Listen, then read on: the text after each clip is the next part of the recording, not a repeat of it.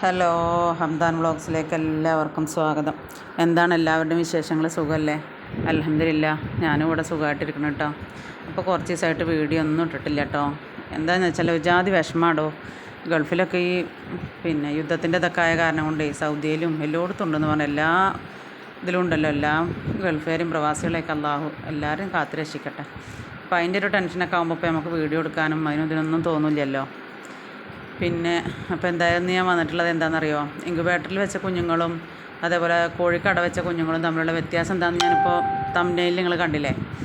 അപ്പോൾ എന്നോട് ഒരുപാട് ആളുകൾ ചോദിക്കലുണ്ട്, ഇൻക്യുബേറ്ററിൽ വെച്ച കുഞ്ഞുങ്ങളെ മേടിച്ചാൽ അതേപോലെ ആ കോഴികൾ അടയിരിക്കുമോ, പറ്റുമോ, അത് അടയിരുന്ന കോഴികൾ തന്നെയാണോ നല്ലത് എന്നൊക്കെ വെച്ചിട്ട് ഇങ്ങനെ മെസ്സേജ് ചെയ്യാറില്ല. അപ്പോൾ ഞാൻ എപ്പോഴും വിചാരിക്കും അതിനെക്കുറിച്ചൊരു വീഡിയോ ചെയ്യണമെന്ന്. അപ്പോഴാണ് ഇപ്പം നമ്മൾ ഇൻക്യുബേറ്ററിൽ വിരിയിപ്പിച്ച കാരണം ഏതായാലും എന്നാൽ അതൊന്ന് നിങ്ങൾക്ക് പറഞ്ഞു തരാമെന്ന് വിചാരിച്ചിട്ടാണ് കേട്ടോ.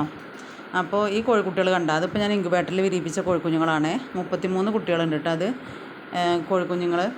അതേപോലെ ആ സമയം തന്നെ ഞാൻ മറ്റേ വലിയ 2 കോഴിക്ക് അടവെക്കും ചെയ്തിട്ടുണ്ട്.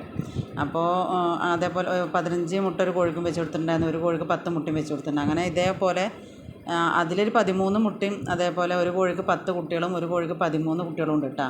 15 വെച്ച് കൊടുത്തതിലേക്ക് 13ഉം 12 കോഴിമുട്ട വെച്ചതിൽ 10 കോഴിക്കുട്ടികളും കോഴികൾക്ക് വിരിഞ്ഞിട്ടുണ്ട്. ഇതിൽ 33 വിരിഞ്ഞിട്ടുണ്ട് കേട്ടോ. മാഷാ അല്ലാ, അൽഹംദുലില്ലാ, കുഴപ്പമൊന്നുമില്ല. കുട്ടികളൊക്കെ നല്ല കുട്ടികളാണ്.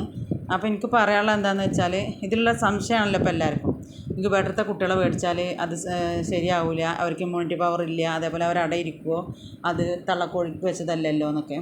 നമ്മൾ ഇൻക്യുബേറ്ററിൽ വെച്ചാലും തള്ളക്കോഴിക്ക് വെച്ചാലും ആ കോഴിക്കുട്ടികൾക്ക് ഒരു പ്രശ്നമില്ല കേട്ടോ. എല്ലാ വക ഇമ്മ്യൂണിറ്റി പവറും എല്ലാ സെറ്റപ്പോട് കൂടി തന്നെയാണ് ആ കോഴികൾ വളരുന്നത്. പക്ഷേ ഒരു മാറ്റം എന്താണെന്ന് വെച്ചാൽ, തള്ളക്കോഴിക്ക് വെക്കുമ്പോൾ അതിൽ നാച്ചുറൽ ചൂടായിരിക്കും. നമ്മൾ ഇൻക്യുബേറ്ററിൽ വെക്കുമ്പോൾ നമ്മൾ കൃത്രിമ ചൂട് കൊടുത്ത് വളർത്തുന്നു എന്നുള്ളതുള്ളൂ കേട്ടോ, അല്ല വിരിയിപ്പിക്കുന്നു എന്നുള്ളതുള്ളൂ. ഇപ്പോൾ ഏറ്റവും ബെറ്റർ എന്താണെന്ന് വെച്ചാൽ, നമുക്ക് കുറച്ച് കൂടുതൽ കോഴികളൊക്കെ വിരിയിച്ചെടുക്കണം എന്നുണ്ടെങ്കിൽ നമുക്ക് ഇൻക്യുബേറ്റർ കേട്ടോ നല്ലത്. എന്താണെന്ന് വെച്ചാൽ, നമ്മൾ തള്ളക്കോഴിക്ക് വെക്കുകയാണെങ്കിൽ ഇപ്പോൾ ഈ വെള്ളക്കോഴിക്ക് ഞാൻ 12 മുട്ട വെച്ച് കൊടുത്തിട്ട് അതിൽ 10 വിരിഞ്ഞു. അതേപോലെ വേറൊരു കോഴിയുണ്ട്, അതിന് ഞാൻ 13 മുട്ട വെച്ച് കൊടുത്തിട്ട് 15 മുട്ട വെച്ച് കൊടുത്തിട്ട് 13 മുട്ട വിരിഞ്ഞു. അപ്പോൾ എന്താണെന്ന് വെച്ചാൽ ഇതിൽ കുറച്ചേ കിട്ടുള്ളൂ. ഇൻക്യുബേറ്റർ ആകുമ്പോൾ നമുക്ക് 40, ഇപ്പോൾ എൻ്റെ അടുത്തുള്ളത് 40-ൻ്റെയാണ്, അതേപോലെ 40-ൻ്റെ 60-ൻ്റെ 100-ൻ്റെ 200-ൻ്റെ അങ്ങനെയൊക്കെ ഉണ്ടാകും. അപ്പോൾ നമുക്ക് കൂടുതൽ കോഴിക്കുഞ്ഞുങ്ങളെ നമുക്ക് വിരിയിച്ചെടുക്കാൻ പറ്റും. അതാണ് കേട്ടോ ഇൻക്യുബേറ്ററും ഇതുമായിട്ടുള്ളൊരു വ്യത്യാസം. പിന്നെ നാടൻ കോഴിയുടെ കോഴിക്കുഞ്ഞുങ്ങൾക്ക് വിരിഞ്ഞാലും ഇൻക്യുബേറ്ററിൽ വിരിഞ്ഞാലൊക്കെ നമ്മൾ എന്ത് ചെയ്യണം, നമ്മൾ അവർക്ക് വാക്സിൻ കൊടുക്കാനും അതേപോലെ എല്ലാതും ചെയ്യണതൊക്കെ ചെയ്യണം. വിറ്റാമിൻസും എല്ലാതും കൊടുത്ത് നല്ല പോലെ വളർത്തണം കേട്ടോ. ഇതിപ്പോൾ ഞാൻ ഇൻക്യുബേറ്ററിൽ വെച്ച മുട്ടയാണ്, അത് വിരിയാനായിട്ടില്ല കേട്ടോ. ഞാൻ പെരുന്നാളൊക്കെ അടുപ്പിച്ചിട്ടാവും വിരിയുക. അപ്പോൾ ഞാൻ അതിൻ്റെ മുന്നേ ഇതൊന്ന് വീഡിയോ എടുത്ത് വെച്ചതാണ്. അപ്പോൾ നിങ്ങൾക്ക് പറഞ്ഞു തരും കാണിച്ചു തരുമൊക്കെ ചെയ്യാമല്ലോ എന്ന് വിചാരിച്ചിട്ട്. അപ്പോൾ ഇതിൽ ഞാൻ 40 വെക്കണ ഇൻക്യുബേറ്ററാണ് ഞാൻ മേടിച്ചിട്ടുള്ളത്. അപ്പോൾ എന്താണെന്ന് വെച്ചാൽ, നമുക്ക് ഒറ്റ ട്രിപ്പ് തന്നെ ഒരു 19-20 ദിവസം കൊണ്ട് തന്നെ നമുക്ക് 40 കുഞ്ഞുങ്ങളെ കിട്ടുകയാണ്. നേരെ മറിച്ച് ഒരു കോഴിക്കാണെന്നുണ്ടെങ്കിൽ നമുക്ക് ആ ഒരു 21 ദിവസം കൊണ്ട് നമുക്ക് 10 അല്ലെങ്കിൽ ഏറി വന്ന 15 കുഞ്ഞുങ്ങളൊക്കെ കിട്ടുള്ളൂ. അപ്പോൾ ഇതിപ്പോൾ ഏകദേശം വിരിഞ്ഞ് തുടങ്ങി. നമ്മളെ പെരുന്നാളിൻ്റെ അന്നാണ് വിരിഞ്ഞ് തുടങ്ങിയത് കേട്ടോ. അങ്ങനെ ഇതിലിപ്പോൾ ഏകദേശം വിരിഞ്ഞ് തുടങ്ങിയതിനൊക്കെ ഞാൻ ഇതിന്ന് എടുത്തിട്ട് നമ്മൾ ചൂടിൽ കൊണ്ടിടുകയാണ്. അപ്പോൾ അവർക്ക് ലെസോട്ടയും അതേപോലെ എല്ലാ വാക്സിനും ഇവർക്കും കൊടുക്കണം, അവർക്കും കൊടുക്കണം. പിന്നെ ഇതെന്ന് വെച്ചാൽ കൂടുതൽ ക്വാണ്ടിറ്റിയിൽ കോഴികളെ വളർത്തും ചെയ്യുക. അല്ലാതെ ഈ ഇൻക്യുബേറ്ററിൽ വിരിച്ച കോഴികൾ അടയിരിക്കാതിരിക്കുക, അവർക്ക് കുഞ്ഞുങ്ങളെ വിരിപ്പിക്കാതിരിക്കുക ഒന്നുമില്ല. അതിൽ ഒരു വ്യത്യാസമില്ല. ഇപ്പോൾ നമ്മളെ പ്രസവിക്കണ ഒരാൾക്ക് ഗർഭമുണ്ടായി, അതിപ്പോൾ 7-ാം മാസത്തിൽ പ്രസവിച്ചു വെച്ചാൽ അതിൽ NICUയിൽ കൊണ്ടുപോയിട്ടില്ലേ.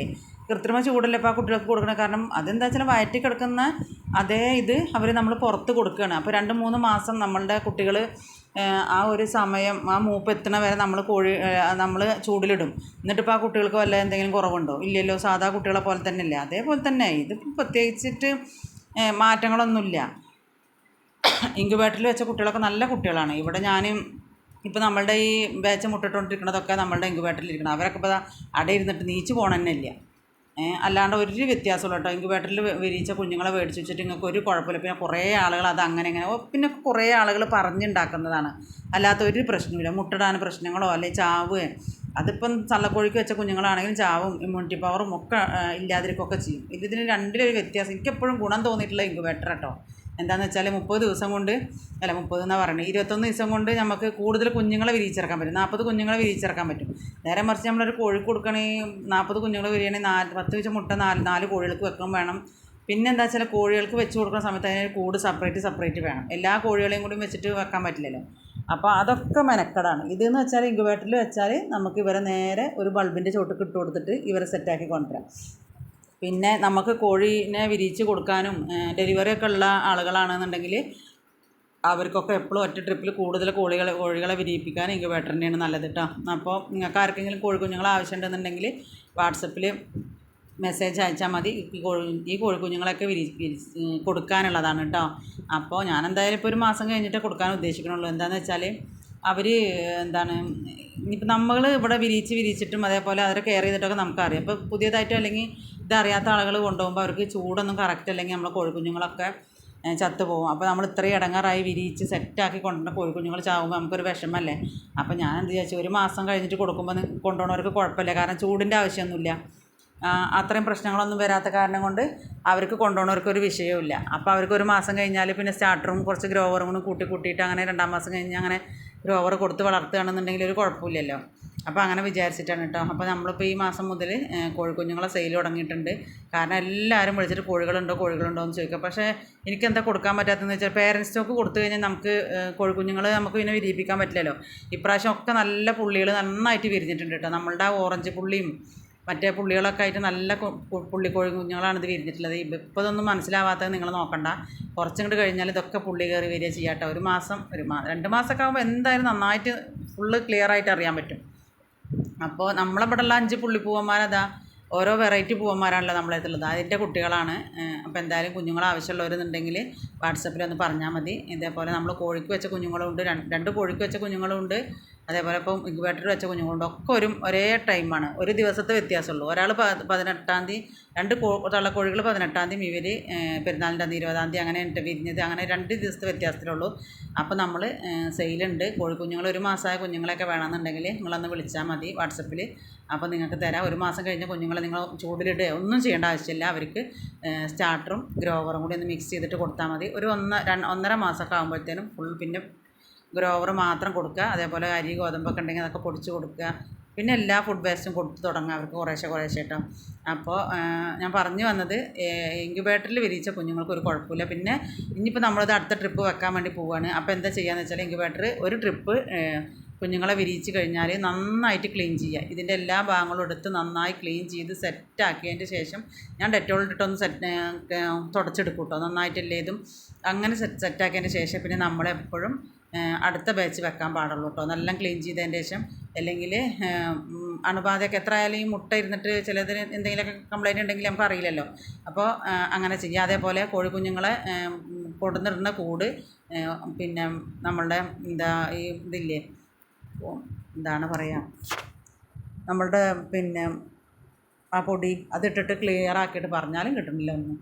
അത് ക്ലിയർ ആക്കിയതിൻ്റെ ശേഷം നമ്മൾ അങ്ങനെ എല്ലാ സാധനങ്ങളൊക്കെ സെറ്റാക്കിയതിൻ്റെ ശേഷമാണ് കേട്ടോ നമ്മൾ കുഞ്ഞുങ്ങളെ കൊടുക്കുന്നത്. തലേ ദിവസം തന്നെ നമ്മൾ കൂടൊക്കെ ഒന്ന് സെറ്റാക്കുക. ഇത്തിലിട്ട് കൊടുക്കുമല്ലോ, നമ്മൾ ചുണ്ണാമ്പിട്ട് കൊടുക്കുമല്ലോ, ഇട്ട് കൊടുത്തതിൻ്റെ ശേഷമൊക്കെ ക്ലിയർ ആക്കിയതിൻ്റെ ശേഷം ഒക്കെ സെറ്റാക്കിയിട്ട് മതി കേട്ടോ. ഒക്കെ ക്ലിയർ ആക്കുക. അപ്പോൾ നിങ്ങൾക്ക് ഇപ്പോൾ ഇതിൻ്റെ സംശയം മാറിയില്ലേ. ഒരു കുഴപ്പമില്ല. ഇമ്മ്യൂണിറ്റി പവറിനും കുഴപ്പമില്ല, അടയിരിക്കാനും കുഴപ്പമില്ല, അവർക്ക് ഒരു കുഴപ്പമില്ല. നമ്മൾ ഇത് വിരിഞ്ഞിറങ്ങിയിട്ട് 2 ദിവസം കഴിഞ്ഞാൽ നിങ്ങൾ 1 ലിറ്റർ വെള്ളത്തിൽ ആ സിങ്കോവിറ്റിൻ്റെ ഒരു അടപ്പ് മൂടി സിങ്കോവിറ്റൊന്ന് കലക്കിയിട്ട് ഇവർക്ക് കൊടുത്താൽ മതി. ഡബിൾ ഓക്കെയാണ് കേട്ടോ. അവർക്ക് ഒരു പ്രശ്നമില്ല. ഞാൻ അങ്ങനെയാണ് ഇപ്പോൾ ചെയ്തുകൊണ്ടിരിക്കുന്നത്. അവർക്കൊരു പ്രശ്നമില്ല. അപ്പോൾ ഇതിൻ്റെ മുന്നേ ഒരു ബാച്ച് നിങ്ങൾ എൻ്റെ വീഡിയോയിൽ കണ്ടിട്ടുണ്ടാവും. ഇതിൻ്റെ മുന്നേ ഒരു ബാച്ച് ഇറങ്ങിയിട്ടുണ്ട്. അവരൊക്കെ ഇപ്പോൾ ഹാപ്പി ആയിട്ട് ഇരിക്കുന്നുണ്ട്, ഒരു കുഴപ്പമില്ല. അപ്പോൾ നമ്മൾ ഈ മാസം മുതൽ നിങ്ങൾക്ക് കോഴിക്കുഞ്ഞുങ്ങളെ ഉണ്ടാവും കേട്ടോ. അപ്പോൾ ആവശ്യമുള്ളവർ നിങ്ങളൊന്ന് വാട്സപ്പ് ചെയ്താൽ മതി. ഇപ്പോൾ ഈ കോഴിക്ക് ഞാൻ 15 മുട്ട വെച്ചു, അതിൽ 13 കുഞ്ഞുങ്ങൾ വിരിഞ്ഞിട്ടുണ്ട് കേട്ടോ. ഒക്കെ വെറൈറ്റി പുള്ളികളാണ് വന്നിട്ടുള്ളത്. അപ്പോൾ നിങ്ങളെന്താ ചെയ്യേണ്ടത് വെച്ചാൽ വാട്സപ്പിലൊന്ന് മെസ്സേജ് അയച്ച് കൺഫേം ആക്കിയതിന് ശേഷം പിന്നെ നിങ്ങൾക്ക് ഞാൻ ഡെലിവറി ചെയ്യാം കേട്ടോ. ദൂരമുള്ളവരാണെങ്കിൽ ഡെലിവറി ചെയ്യുക. അല്ല എൻ്റെ അടുത്ത് വന്നിട്ട് വാങ്ങിക്കൊണ്ടുപോകാൻ പറ്റുന്നവരാണെങ്കിൽ നിങ്ങൾ വാങ്ങിക്കൊണ്ടുപോയിക്കോ, കുഴപ്പമൊന്നുമില്ല. പിന്നെ എന്തായാലും ഒക്കെ ഓക്കെ ആയിട്ട് നല്ല കുഞ്ഞുങ്ങളെ തന്നെ ഇവിടെ വിരിയിച്ചെടുത്ത് നമ്മൾ നല്ല കുഞ്ഞുങ്ങളാണ് കേട്ടോ.